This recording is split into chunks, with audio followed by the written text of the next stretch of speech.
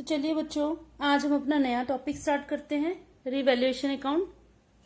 ये टॉपिक बच्चों खत्म होने के बाद हमारा चेंज इन रेशो, जो change in profit sharing ratio among existing partner वाला चैप्टर है, उसके सभी टॉपिक्स कंप्लीट हो जाएंगे। बच्चों, टॉपिक जो है रिवैल्यूएशन अकाउंट, ये एक ऐसा टॉपिक है, बल्कि पिछले कुछ वीडियो से मैं जो टॉपिक्स करा रही हूँ, जैसे गुडविल का टॉपिक मैंने कराया था आपको, जो एक्यूमुलेटेड प्रॉफिट्स और रिजर्व्स का टॉपिक आपको कराया था, अब ये रिवैल्यूएशन का जो टॉपिक मैं आपको करा रही हूँ, ये सिर्फ एक अकेले इसी चैप्टर में काम आने वाला नहीं है, बल्कि आपके आगे जितने भी चैप्टर्स आएंगे, एडमिशन से रिलेटेड, रिटायरमेंट से related, death of the partner से रिलेटेड, उनमें सभी में काम आने वाला है। तो आप इस चैप्टर को इस टॉपिक को बड़े ही ध्यान से सुनेंगे, समझेंगे। तो चलिए स्टार्ट करते हैं। पहले हम मेन पॉइंट्स के बारे में बात कर लेते हैं कि इसमें हमने कौन कौन से मेन पॉइंट्स के बारे में आज इसमें बात करनी है। पहला है रिवैल्यूएशन अकाउंट, पुनर्मूल्यांकन खाता। ये हमारी मेन हेडिंग रहेगी। हम इसके मीनिंग के बारे में बात करेंगे, इसकी जरूरत क्या है, क्यों जरूरत पड़ती है इसकी। चलिए, इसका मीनिंग समझ में आ जाएगा, इसकी जरूरत समझ में आ जाएगी। जब जरूरत समझ में आ गई तो देखेंगे इसकी जर्नल एंट्रीज कैसे करनी है, और फिर हम देखेंगे इसको बनाया कैसे जाता है, इसका अकाउंट कैसे बनाया जाता है। तो चलो बच्चे, इसका स्टार्ट करते हैं। सबसे पहले क्या करेंगे हम, इसका मीनिंग। देखो बच्चों, रिवैल्यूएशन अकाउंट का मीनिंग जो है बहुत ही सिंपल लैंग्वेज में लिखा हुआ है कि रिवैल्यूएशन अकाउंट जो होता है एसेट्स और लायबिलिटीज के दोबारा से मूल्य लगाने के लिए बनाया जाता है। इसका शाब्दिक अर्थ पुनर्मूल्यांकन होता है। ये जो 1, 2, 3, 4 सिचुएशंस हैं, इस समय पर बनाया जाता है। नीचे देखिए ये कब बनाया जाता है, इसके बारे में अभी करती हूँ मैं बात आपसे। पहले बात कर लेते हैं कि रिवैल्यूएशन अकाउंट होता क्या है। री प्लस वैल्यूएशन, यानी दोबारा से वैल्यू लगाना। एसेट्स और लायबिलिटीज की दोबारा से वैल्यू लगाने का मतलब क्या हुआ।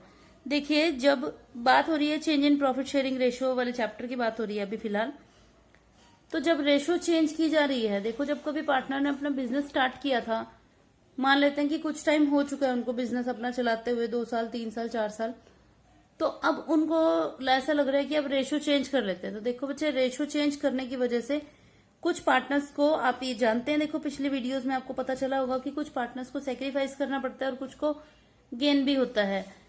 तो गेन और सेक्रीफाइस करने की वजह से बहुत सारे ऐसे पॉइंट्स होते हैं जिस पर फायदा नुकसान हो सकता है। तो जो भी प्रॉफिट या लॉस की सिचुएशन होती है, उन सभी पॉइंट्स को कैलकुलेट किया जाता है, जिनमें से एक रिवैल्यूएशन का भी पॉइंट है। रिवैल्यूएशन में क्या किया जाता है कि जितनी बैलेंस शीट में एसेट्स और लायबिलिटीज होती हैं, उन सबकी दोबारा से वैल्यू निकाली जाती है। पुनर्मूल्यांकन मतलब उनकी दोबारा से वैल्यू लगाई जाती है कि आज की डेट में उनकी मार्केट वैल्यू क्या है। जैसे मैं एग्जांपल देती हूँ आपको, कि जैसे सपोज लैंड का एग्जांपल लिया हमने। जब बिजनेस स्टार्ट किया गया था, तो जो जमीन ली गई थी, सपोज कीजिए कि 40 लाख रुपए की जमीन ली गई थी बैलेंस शीट में, उसकी वैल्यू आज भी 40 लाख रुपए लिखी हुई है।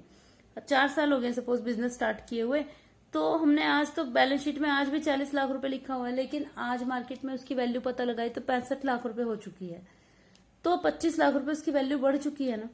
तो ऐसी कुछ चीजें और भी होती हैं। देखो, ये हुआ एसेट बढ़ चुकी है, तो जो 25 लाख रुपए एसेट में बढ़ चुके हैं, तो रेशो चेंज करते समय पार्टनर्स जो हैं वो आपस में प्रॉफिट लॉस को एडजस्ट करेंगे ना, इसीलिए रिवैल्यूएशन अकाउंट बनेगा। क्या एसेट्स का वैल्यू, अब सवाल ये आता है कि क्या एसेट्स का वैल्यू खाली कम हो सकता है या बढ़ ही सकता है। बच्चों, दोनों ही तरह से हो सकता है, बढ़ भी सकता है और कम भी हो सकता है। बढ़ने का मैंने बता दिया, कम होने का देखते हैं कैसे। जैसे सपोज मशीन खरीदी थी 4 साल पहले 20 लाख रुपए की, वो बुक्स में तो आज भी 20 लाख की दिखा रखी है, लेकिन आज की डेट में मार्केट में पता करके देखा कि अगर वो बेचना चाहे तो कितने की बिकेगी, तो वो 8 लाख रुपए की बिकेगी, तो 12 लाख रुपए उसकी वैल्यू कम हो चुकी है। तो ये लॉस हुआ बिजनेस में, तो एक तरह से नुकसान है ये। तो ये किसका है, सभी पार्टनर्स को मिलकर उठाना पड़ेगा ये लॉस।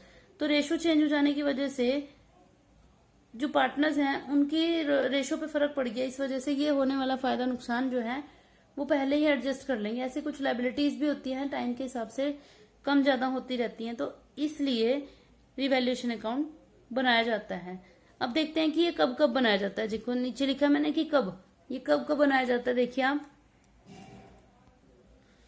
देखिए 3 सिचुएशंस मैंने लिखी हैं, आप इसे पढ़कर देख सकते हैं। ये तीनों ही सिचुएशंस में कौन सी सिचुएशन है कि जब पार्टनरशिप का रिकंस्ट्रक्शन होता है, पुनर्गठन। और पुनर्गठन का मतलब मैंने आपको पहले से अच्छे से बताया था। पुनर्गठन का मतलब होता है दोबारा से तोड़ के दोबारा से जोड़ना, मतलब कहने का कि रेशो चेंज होना, एडमिशन होना पार्टनर का, रिटायरमेंट होना या डेथ हो जाना, इन कंडीशंस में रिवैल्यूएशन अकाउंट बनाया जाता है। क्या रिवैल्यूएशन अकाउंट बनाने के तरीके पे कोई फर्क पड़ेगा अगर हम इस चैप्टर में बात करें, इसमें करें, इसमें करें या इसमें करें? नहीं बच्चों, कोई भी फर्क नहीं पड़ेगा। इसीलिए ये आपका ऐसा टॉपिक है कि आज इस चैप्टर में आप समझ रहे हैं, आपको आगे आने वाले 3 और टॉपिक्स में ये आपके काम आएगा, तो इसको ध्यान से समझ लीजिए। अब है टाइप ऑफ अकाउंट। ये किस टाइप का अकाउंट है? तो देखो बच्चों, ये एक नॉमिनल अकाउंट होता है, और नॉमिनल होने के कारण इस अकाउंट में जो लाभ होता है वो क्रेडिट साइड दिखाया जाता है और हानियों को डेबिट साइड दिखाया जाता है। आप सभी को पता है +1 में अपने नॉमिनल अकाउंट का रूल किया है, debit all expenses and losses, credit all incomes and gains. तो जो भी प्रॉफिट होगा तो उसे क्रेडिट साइड दिखाया जाएगा और जो लॉस होगा उसको डेबिट साइड दिखाया जाएगा। आप खुद सोच कर देखिए कि आपको लाभ कब होगा? जब आपकी एसेट्स बढ़ेंगी तो लाभ होगा और लायबिलिटीज घटेंगी तो प्रॉफिट होगा। लेकिन लॉस कैसे होगा कि अगर लायबिलिटी बढ़ जाए या एसेट कम हो जाए तब ये लॉस होगा, तब इसे डेबिट साइड दिखाया जाएगा। अब ये है सवाल कि ये बनाया कैसे जाता है, हाउ इट इज प्रिपेयर्ड। ये बनाया कैसे जाता है? इसे बनाते समय निम्नलिखित बातों को ध्यान रखा जाता है। इस अकाउंट में फर्म को हुए लाभ की राशि को क्रेडिट कर दिया जाता है और हानि की राशि होती है तो उसे डेबिट कर देते हैं। एसेट्स का बढ़ना क्रेडिट साइड लिखा जाएगा। इस अकाउंट में एसेट का बढ़ना क्रेडिट साइड लिखा जाता है और एसेट का घटना डेबिट साइड। ये किस लिए? क्योंकि एसेट बढ़ेगी तो प्रॉफिट होगा तो उसे क्रेडिट साइड और घटने से लॉस होगा तो डेबिट साइड। और लायबिलिटीज के लिए रिवर्स है, लायबिलिटीज के बढ़ने से लॉस होगा इसलिए डेबिट साइड और घटने से फायदा होगा इसलिए क्रेडिट साइड। अब देख लेते हैं इसकी जर्नल एंट्रीज कैसे होंगी। एसेट्स के बढ़ने पर एंट्री होगी आपकी assets account debit to revaluation account, और घटने पर इसकी उल्टी एंट्री हो जाएगी revaluation account debit to assets account. Liabilities के बढ़ने पर एंट्री होगी revaluation account debit to liabilities account, और लायबिलिटीज के मूल्य घटने पर liabilities account debit to revaluation account. ठीक है, और इनको अकाउंट में पोस्ट करने के बाद पता चलेगा कि प्रॉफिट हुआ है कि लॉस हुआ है। अगर प्रॉफिट होगा तो भी पार्टनर्स का, लॉस होगा तो भी पार्टनर्स का। प्रॉफिट होने पर एंट्री होगी revaluation account debit to old partners capital account, और लॉस होने पर old partners capital account debit to revaluation. Reverse हो जाएगी एंट्री। एक बार मैं आपको अकाउंट भी दिखा देती हूँ। ये देख लीजिए इसका फॉर्मेट कैसे है। रिवैल्यूएशन अकाउंट में एसेट की वैल्यू जितने डिक्रीज हो जाएगी वो यहाँ लिखी जाएगी। आप ध्यान से सुन लीजिए कि एसेट की वैल्यू में डिक्रीज यहाँ का क्या मतलब है कि जैसे 15 लाख की कोई एसेट 10 लाख की रह जाएगी तो उसे 10 लाख रुपए नहीं लिखना। जितने की वैल्यू कम हुई है, 5 लाख वैल्यू कम है तो 5 लाख रुपए यहाँ पर लिखे जाएंगे। ऐसे लायबिलिटीज में जितनी वैल्यू बढ़ेगी वो यहाँ लिखी जाएगी। अनरिकॉर्डेड लायबिलिटी, अनरिकॉर्डेड लायबिलिटी कैसी होती है कि जो बुक्स में पहले से लिखी नहीं गई थी और अब बढ़ गई है तो वो अनरिकॉर्डेड लायबिलिटी हो गई, उसे यहाँ लिखा जाएगा। उसके बाद इंक्रीज, एसेट में जो वैल्यू इंक्रीज होगी, लायबिलिटी की वैल्यू जो डिक्रीज होगी, और अनरिकॉर्डेड कोई एसेट है तो उससे एसेट बढ़ जाएगी ना, इसलिए यहाँ लिखा जाएगा। फिर इन साइड्स का टोटल किया जाएगा, कंपैरिजन किया जाएगा। अगर डेबिट साइड बड़ी आ रही है तो लॉस आएगा, और लॉस भी किसको मिलेगा? पार्टनर्स को। और अगर क्रेडिट साइड बड़ी आ रही है तो प्रॉफिट होगा, वो भी किसको मिलेगा? पार्टनर्स को। और वो किस रेशो में? पुराने पार्टनर्स में पुरानी रेशो में डिस्ट्रीब्यूट कर दिया जाएगा।